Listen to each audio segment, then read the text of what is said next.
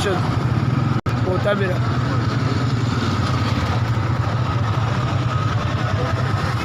मजदूरी कर,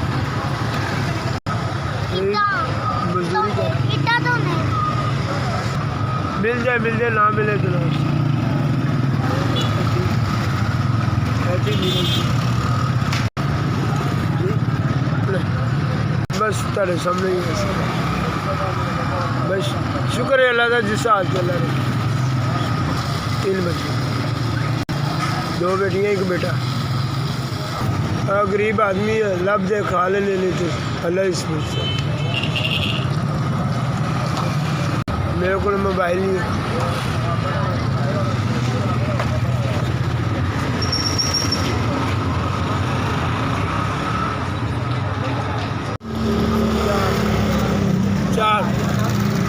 चार हज़ार अल्लाह ताला जिन्हें भेजे अल्लाह उसे कारोबार रिश्ते च बरकत पाए। तो मेरी दुआ है अल्लाह उदा भला करे। अल्लाह पाक उन्होंने जिन्हें मेरे नाल मदद की अल्लाह उहदे रिश्ते च कारोबार च उहदियां जो मुश्किलां ने अल्लाह ताला आसान करे। अल्लाह पाक आसान करे, अल्लाह आसान करे। SBS मेहरबानी।